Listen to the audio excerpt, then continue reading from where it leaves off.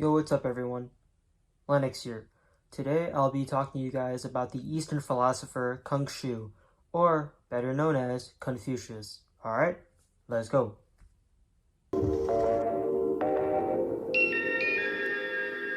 Confucius was born on September 28th, 551 BCE in Zhou, Lu State.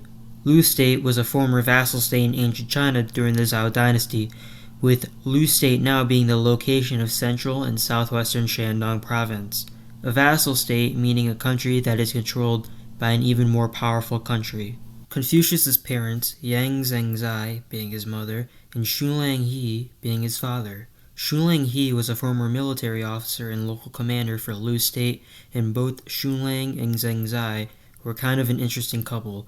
Shulang He was 72 years old when he married 18-year-old Yang Zhengzai in 550 BCE. When Confucius was born, his father was already kind of getting up there in age. And considering it's BCE, and with the lack of medicine that they had back then, it was not going to be long until Confucius' father passed away himself. And unfortunately, he did. When Confucius was 3 years old in 548 BCE, this left his mother, Confucius, and his disabled brother to just try to survive while also being stuck in poverty. When Confucius was growing up without a father, he took up random odd jobs as an adolescent to support his mother and his disabled brother Kong Pi. Contrary to the poverty that Confucius and his family had to deal with, Confucius did show a lot of interest in education at an early age. He had taken up studies under several different professors and scholars. Confucius was extremely locked in on his studies, sacrificing both sleeping and eating dinner as a result of this process. By the age of 15, he was already studying classical Chinese words and text, including the 6 arts which made him a polyglot, which refers to when a person has an intellect of knowing or utilizing several different languages. These are the 6 arts, which are highly thought of subjects within the Chinese education. Because him and his mother were both poor around this time, he did not have the right necessities to enter into the government service as much as he would like to earlier in his life, compared in contrast to any of the other young men around his age as well, who had it more easier because they grew up in these nice, prestigious families, whereas, Confucius, it was just him, his mother, and his disabled brother in poverty, which was unfortunate because Confucius really wanted to be a part of the government service. And eventually, he did. However, I mentioned earlier that Confucius' father was a former commander and military officer, which did give the family some sort of social status and relevance as a result. Also, in ancient China, he was born into the Shi class, which was 1/4 of the 4 occupations or 4 categories of people. What the 4 occupations or 4 categories means is that in ancient China, they would have an occupation classification for different classes that you and your family lived in. You had Shi. Shi class meant you were a scholar. Nong. Nong class meant that you were farmers. Gong. Gong class meant that you were craftsmen or artisans or both. Then, lastly, you had Shang. Shang class meant you were traders and or merchants. Confucius and his family were in the Shi class, which meant that him and his family were scholars, which would correlate back to his commitment towards his academics. Back to his learning skill though. After learning all of this knowledge as a student of the game, he earned respect and recognition from not only his peers, but the scholars that were teaching him as well.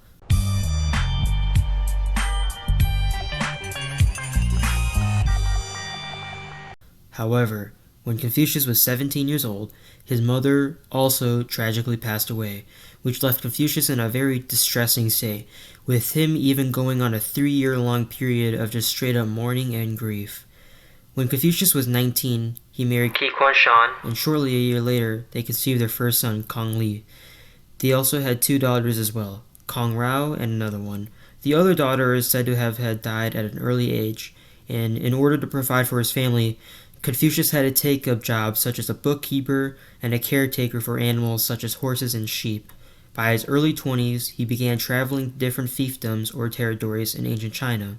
which is where he would begin his career as a teacher and a political consultant. He also served minor government roles as well, but he mostly spent a lot of his time in the mid to late 20s studying different principles in regards to ethics and morals while also simultaneously being a teacher. As a teacher, he would begin teaching his own unique philosophy and ethical ideologies. By his early 30s, this philosophy he was teaching had turned into this thing called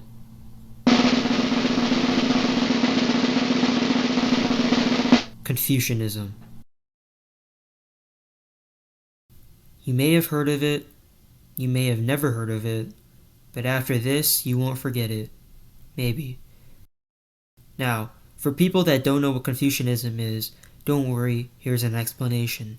Confucianism, also occasionally known as Ru classism, or simply Ruism, is an ethical and rational system of beliefs with its origins in ancient China developed by, yep, you guessed it, Confucius. Confucianism was not only a philosophy, it was a way of life. Many people, and I mean many people, have debated whether or not if this way of teaching by Confucius is considered a religion or not. Now, I should not display my own personal thoughts on this, but Confucianism could be a religion, but more so of a humanistic religion. A humanistic religion is a religion based around human ethics and humanitarian beliefs without the use of a god or a deity per se. A popular example of a humanistic religion would be Taoism. Now, Taoism does include some deities, but its morals and ethical side, also basically the philosophy side of Taoism, definitely counts as a humanistic religion.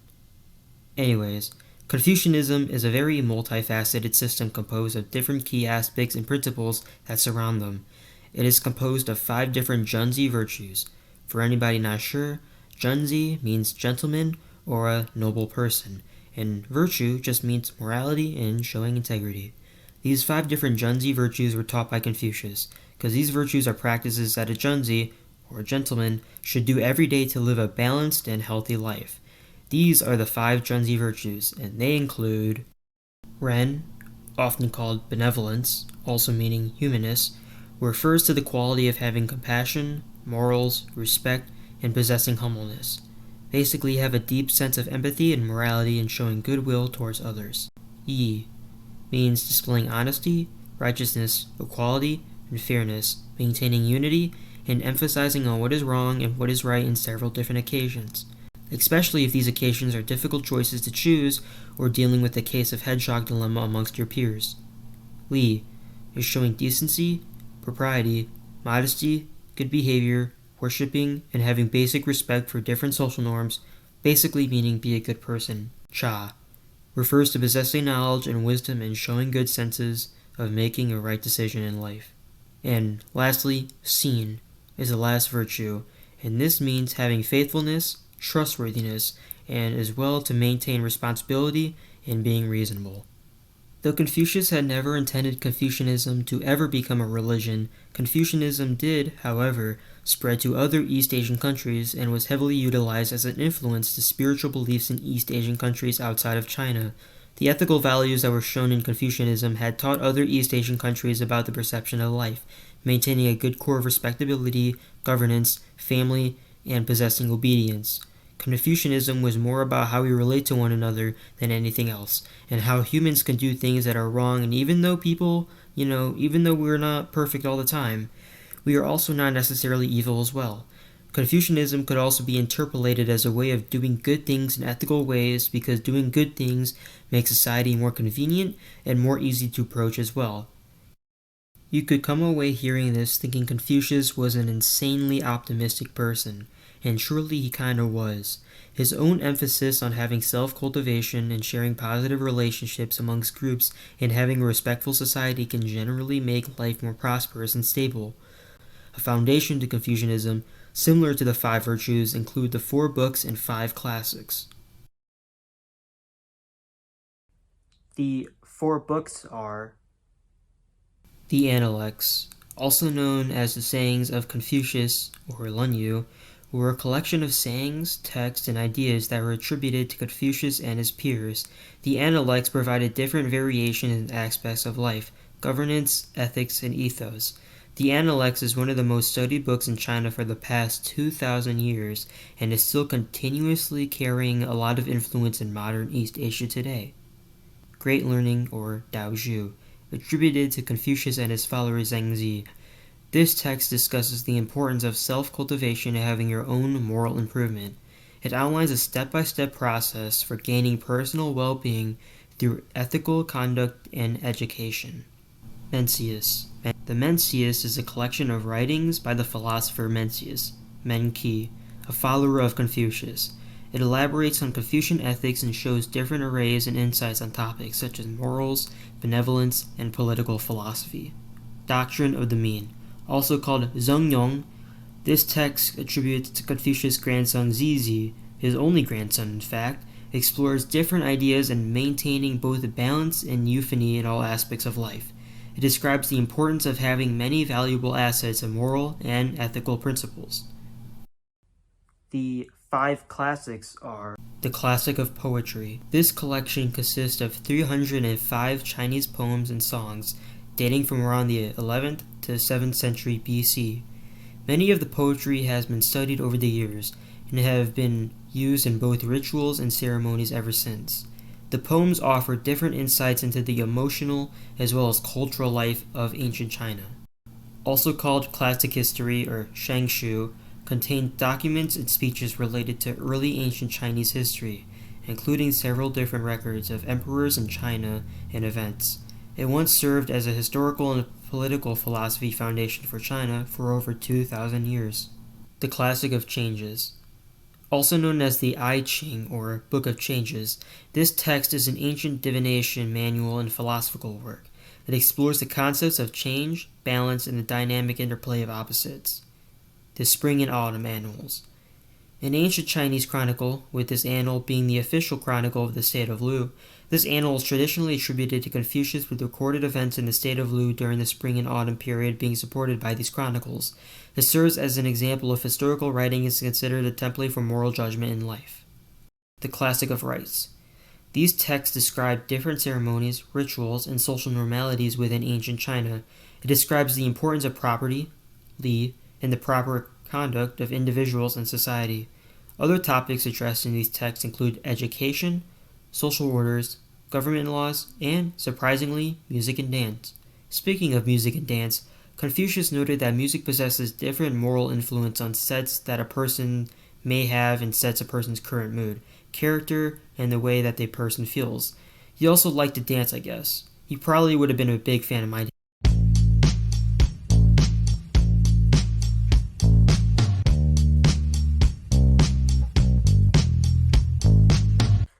At the end, I stopped dancing and I just stood there because a group of people saw me dancing, and it was kind of awkward. But it was cool, though. Now, you're probably scratching your heads, maybe not, on why Confucius sounds like a very obedient and positive and lighthearted person. Well, let's do a quick history recap real quick. When Confucius was born, right around the 5th, 6th century BCE era in ancient China, countless states in ancient China kept on going to war with each other, with rulers of these states getting killed left and right, either by opposing forces or even their own people, and sometimes even their own relatives. So being born and growing up during a time filled with bloodshed around China, and also growing up without a father and a single mother trying to take care of her 2 young boys, Confucius and his disabled brother Kong Pi, Confucius developed a sense of solace and sympathy towards people who had dealt with suffering, and was seen as the voice for the masses as a result when he began to teach Confucianism and all the positive attributes it portrays as well. While Confucius lived in Lu State, the Shandong province in East China, the place I mentioned earlier where he was born, he actually spent a lot of his time traveling more so. In Lu, he basically did his own thing by running government positions and became a teacher. However, we already know this, I told you earlier. However, I mentioned traveling once, but he ventured a lot and had his own wild experience traveling. He traveled through states such as Wai State, which is now current-day Shaanxi province, Song State, which is now current-day Henan province, Chen State, Kai State, and even his home area Lu, where he went out and traveled through different villages in Lu, preaching about Confucianism. Traveling through ancient China during a very aggressive, depressing, and violent time, it was already dangerous within itself. but also trying to teach Confucianism, your own ethical philosophy that teaches about having good morals, self-cultivation, faithfulness, is bound to get you in trouble, which is crazy as well. You're trying to spread positivity, but people in ancient China back then just didn't want that because they were going through a very depressing, violent, and aggressive time with, like I mentioned earlier, about people getting killed, people getting raided, rulers of other states in ancient China with people turning their backs and backstabbing against the ruler, killing the rulers as well. It was just a very depressing, very not so good time in ancient China. And trying to preach all of this is extremely dangerous as well, because I guarantee you people back then in ancient China did not play. Like, they would probably sock you in the face or even kill you if you were even remotely being a good person to them. He was constantly hungry while on trips. He once almost got assassinated. Another time he was imprisoned for a little bit because people mistaken him for Yang Hu, a Chinese military general. He was constantly being threatened by people, and basically had to endure this while also putting on a mask, indicating that, hey, although what you're doing to me is not too kind, it's understandable since we are in a dark time in China right now, and having a person come to your state and preaching about having morals may throw you in the wrong direction. Confucius died in 479 BCE at the age of either 71 or 72. It is not clear on how he died, but many speculate it was either his old age, exhaustion, and stress as a philosopher, or most likely a very hard loss that he took when his son Kangji died several years before Confucius died himself. The mix of grief, stress, and getting up there in age, he probably couldn't handle it anymore and died. If an older person suffers a loss from a person really close to them, the heartache won't be enough to hold on their frail bodies anymore, and they just die.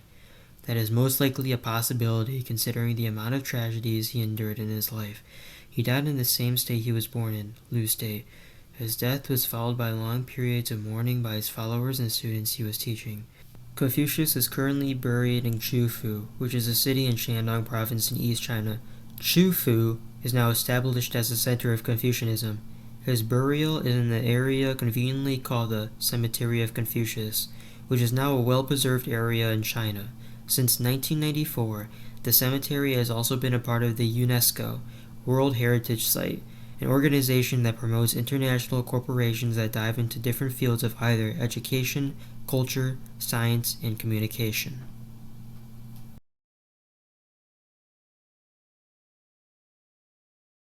Confucius has an extreme importance and impact that he left for the world to study. A very profound impact filled with several different crafts he achieved and ideas he pushed.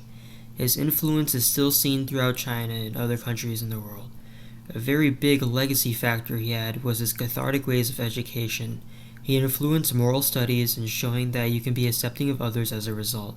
In East Asia, his traditions are still widely used as a basis for the way they live out there. A lot of modern daily communication in East Asia uses a lot of idioms and phrases from the Confucian classics and his philosophy. It has also influenced a lot of standard Chinese art, with him being a primary source of inspiration for different musicians, poets, painters, etc., and etc. So though Confucius lived a very troubled life since the beginning, his contributions to the world of philosophy, and in the world in general, should never be forgotten. It's about to be 2024 in a few months, and we are currently talking about a man who died in the BCE era.